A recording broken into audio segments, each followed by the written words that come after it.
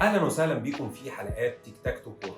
هتكلم عن مباراه النادي الاسماعيلي وزد، وفي نقط فنيه كتير قوي حابين نتكلم فيها، ولكن هتكلم عن اهم نقطه دي اللي هبدا بيها قبل ما نبدا الفيديو. كابتن ايهاب جلال ارتضى ان هو يعني يمسك النادي الاسماعيلي في ظل الظروف اللي هو عارفها، زي القيد وزي قله الموارد وزي عدم الاستقرار الاداري، يعني قبل طبعا الانتخابات.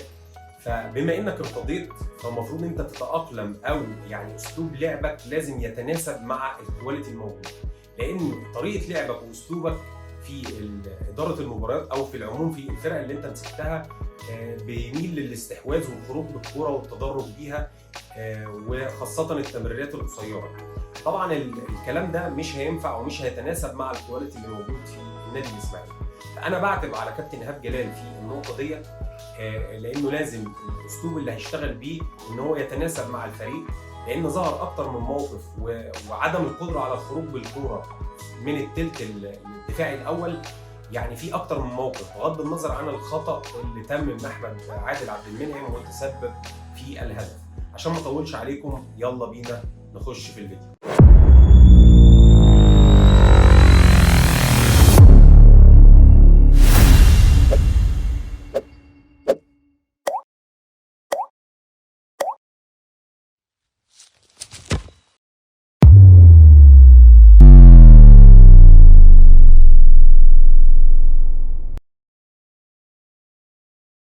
طبعا لو انت اول مره تشوفني ما تنساش تعمل لايك وسبسكرايب او فولو وتفعل زر الجرس وتدعمنا باي من اول دقيقه. وبان الشراسه الهجوميه لكابتن مجدي في اول تصويبه للاعب زيكو. طبعا التصويبه دي كانت من خارج ال 18 وكانت من مسافه بعيده، على عكس لما تيجي تبص على الكره اللي كانت مع باسم مرسي ان هو داخل ال 18 والزاويه مفتوحه وما رضاش يصوب، بل اضطر انه يقف على الكوره وان هو يلعب الكوره للخلف.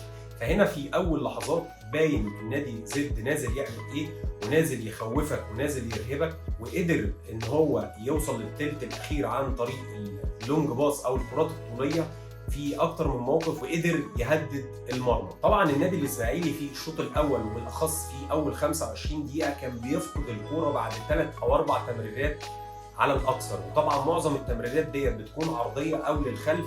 مع اول كوره بتبقى يعني تمريره تقدميه كان النادي الاسماعيلي بيفقد الكوره بكل سهوله. حتى لما النادي الاسماعيلي قدر يوصل للثلث الاخير، وتقريبا دي كانت في الدقيقه 40، كان في كثافه دفاعيه كبيره لنادي زد، ويعني مفيش حلول للنادي الاسماعيلي ولا حتى كثافه عدديه للنادي الاسماعيلي في الثلث الاخير الهجومي.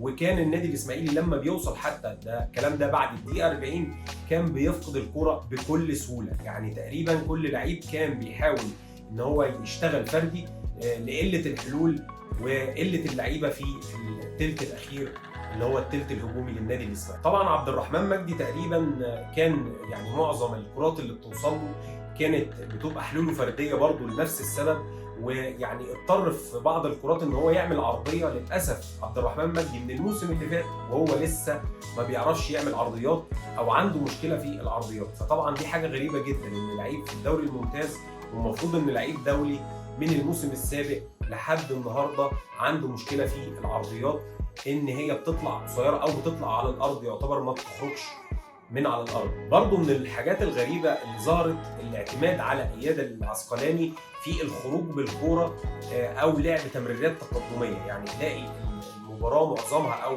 خلال الشوط الاول بالاخص اللعب بيميل للجنب الايسر، والكوره بتوصل لاياد ومطلوب منه ان هو يخرج الكوره عن طريق تمريرات تقدميه او يعني قصيره، او عن طريق تمريرات طوليه يعني على الاطراف او في العمق. وطبعا يعني عمل ميس باص كتير جدا، وكان في اصرار برضه ان هو اللي يخرج. يعني اللعيبه تقريبا بتسلمه او المدير الفني هو اللي كان طالب ان يعني اياد هو اللي يخرج بالكوره. ودي من المواقف الغريبه برضه اللي ظهرت في الشوط الاول. من ضمن بقى الحاجات المريبه يعني ان انت لما تيجي تتفرج على المباراه وما تعرفش اي تفاصيل او اي اخبار عن الفرقتين، هتحس ان النادي الاسماعيلي عامل 22 صفقه جديده ومفيش تجانس بين الفريق، ولسه شويه على ما يعمل تجانس. وتحس ان ال 22 لعيب دول لسه متجمعين دلوقتي، لان مفيش اي تجانس ولا هويه ولا اسلوب لعب ظهر للنادي الاسماعيلي في المباراه، رغم حتى ان الشوط الثاني بدا النادي الاسماعيلي يمسك كوره ولكن ما ظهرش برضه هويه، يعني غير ان الكوره بتتلعب والمفروض انها تتلعب عكسيه للاعب نادر فرج في المساحه، ولما نزل شبراوي بدا يبقى فيه كرات طوليه في المساحه. غير كده ما ظهرش ايه السياسه او ايه الاسلوب اللي كان كابتن ايهاب جلال نازل ينفذه. لما تيجي بقى تبص على نادي زد تلاقي ان رغم ان 22 صفقه ومنهم صفقات لسه تقريبا جايه قبل القيد ما يقفل ب 24 ساعه، هتلاقي ان في انسجام غير طبيعي بين اللاعبين، في تفاهم، في يعني شغل في الملعب او تكتيك في الملعب ظاهر جدا وباين. وده الغريب مقارنه بالنادي الاسماعيلي اللي هو في وقف قيد، واللعيبه ديت المفروض ان هي مع بعض بقالها اكتر من كذا موسم. اقل لعيب كان موجود من الموسم السابق، يعني لعبت موسم كامل مع الفريق، ففي حاجه غريبه في الفريق النهارده. في الشوط الاول طبعا الكرات اللي كانت بتوصل للثلث الثاني او لنص الملعب كانت في الغالب بتروح لعبد الرحمن مجدي، وكان طبعا عبد الرحمن مجدي بيستخدم الحلول الفرديه او لعب كرات عرضيه. طبعا يعني مفيش حاجه تقدميه لقله الحيله للاعبي النادي الاسماعيلي. المشكله هنا بقى مش في كده، المشكله ان عبد الرحمن مجدي لما بيسقط ويستلم الكوره في مناطق متاخره، عبد الرحمن مجدي غير مفيد في المناطق ديت، لان عبد الرحمن مجدي كويس جدا والكوره تحت رجله ويعني بيستخدمها مش بيتقدم بيها، ولكن لقله سرعته طبعا. يعني عبد الرحمن مجدي لعيب بطيء، هو مهاري جدا ولكن بطيء، فعبد الرحمن مجدي لما يستلم الكوره في نصف الملعب او في المناطق المتاخره ديت ما بيفيدش النادي الاسماعيلي ولا بيقدر يتقدم بيها ولا بيقدر حتى يعمل اي شيء غير اخر حاجه ان هو باص عرضي او ممكن يلعب تمريره تقدميه، ولكن التمريره التقدميه ديت لا تتعدى ال10 ياردة. فبالتالي احنا محتاجين عبد الرحمن مجدي يكون في الثلث الاخير عشان لما بيستلم الكوره يستخدم مهارته ويقدر ان هو يعدي لاعب يعني واحد ضد واحد، ويقدر يعمل عرضيه، يقدر يخش لجوه، يقدر يعمل اي حل من حلوله اللي هي برضه الى حد ما محفوظه. لكن لما تيجي تستلم الكوره كعبد الرحمن مجدي في نص الملعب هتلاقي عبد الرحمن مجدي ما بيقدرش يعمل اي حاجه، لان لما بيعدي لاعب بيلاقي الثاني موجود والثالث موجود، فبيضطر ان هو يعمل تمريره عاديه جدا، فبالتالي ما بنستفادش من عبد الرحمن مجدي. ده غير برضه ان باسم مرسي كان بيسقط كتير ليستلم الكوره تحت لان الكوره ما كانتش بتوصل له، فطبعا في الحاله ديت خلى خط ظهر زد مرتاح جدا جدا جدا بسبب سقوطه لاستلام الكوره. المفروض يكون في التزام تكتيكي حتى لو انت ما بتستلمش الكوره، والمفروض ان في الجهاز الفني بيتكلم في النقطه ديت. لو الكوره ما جتلكش طول المباراه المهم ان انت تكون موجود حتى على الاقل تخف الضغط على نص الملعب بان انت يعني بتشد معاك لاعب او اتنين على الاقل في خط الضغط. برضه ظهر جزء يخص الجهاز الفني، عدم وجود لاعبين في المساحات النصفيه اللي هي ما تسمى بالهاف سبيسز. المساحات دي تستغلها نادي زد في اكتر من كوره، كان اللعيب بيستلم الكوره على الاجنحه في يعني الرواق الخارجي للملعب، وبيبتدي يقطع لعيب في المساحات النصفيه اللي هي ما بين الخارجيه ومنتصف الملعب، يعني زي ما هيوضح امامكم، وتتلعب الكوره في المساحات ديت، والمساحات ديت اخطر مساحات وتهد المرمى في اكتر من مره. على عكس النادي الاسماعيلي ما كانش فيه لعيب واضح او حد واضح بيستغل المناطق ديت الا بالصدفه، يعني ممكن تلاقي لعيب بيجري واثناء الجري دخل في المساحه ديت، ولكن ما كانش حد بيهاجم المساحات ديت في النادي الاسماعيلي، والنقطه دي تخص الجهاز الفني. نيجي بقى للمان اوف ذا ماتش، طبعا علي لطفي، مش عشان صد يعني ركله الجزاء من وجهه نظري بس، بل بالعكس ده ملك اللونج باص، يعني كان بيعمل لونج باص نموذج على لاعب بيكون فاضي في المساحه. حتى اللونج باص اللي كان بيبقى فيها اريال او الثنائيات بين اللاعبين وبيخسرها نادي زد كانت بتتلعب على اللاعب نموذج.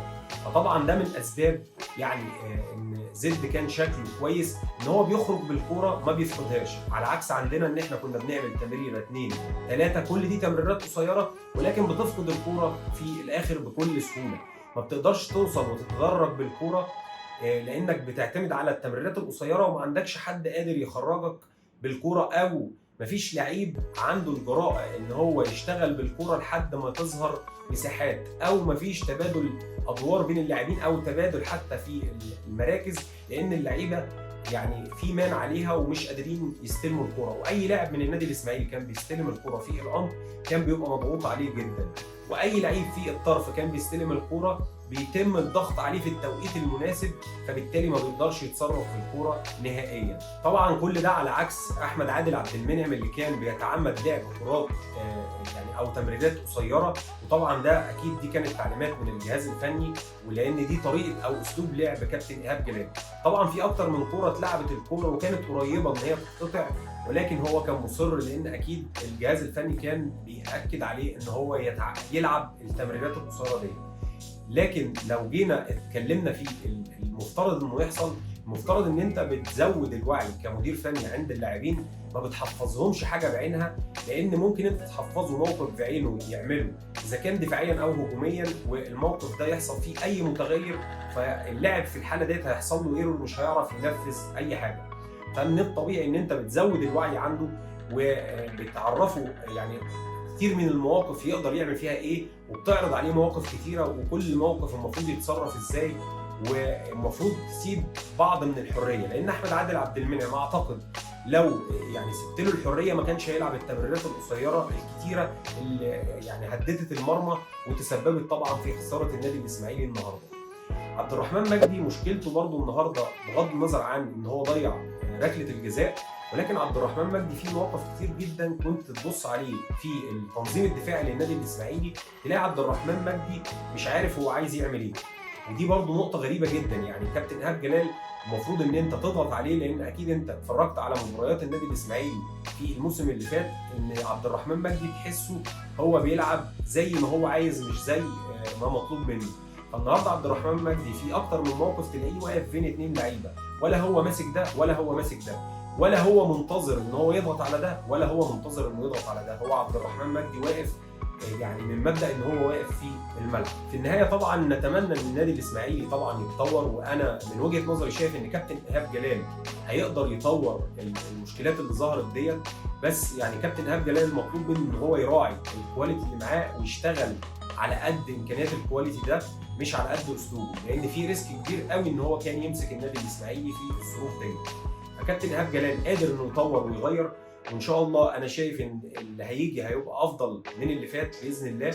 وطبعا الموضوع او المهمه اصعب يعني من الموسم اللي فات والموسم اللي قبله، لان حتى الفرق اللي صاعده حديثا مش فرق يعني من السهل ان انت تكسبها، بدليل ان اول مباراه زد، وانا شايف ان زد يعني السكواد بتاعه مش 100% زي هنقول مثلا فيوتشر او البنك الاهلي او بعض الفرق اللي صعدت قبل كده. يعني زد في توازن بين لعيبه كانت معاه من الموسم السابق، لعيبه من الدرجه الثانيه، لعيبه في فرق يعني تقريبا ما كانتش بتلعب او بتشارك لموسم او اتنين. فيعني الموضوع انا شايفه هيبقى اصعب شويه. نتمنى ان النادي الاسماعيلي يعني يفوق على يد الكابتن ايهاب جلال، وان شاء الله القادم يكون افضل. وما تنساش تدعمنا بالاشتراك في القناه وتفعيل زر الجرس. والسلام عليكم.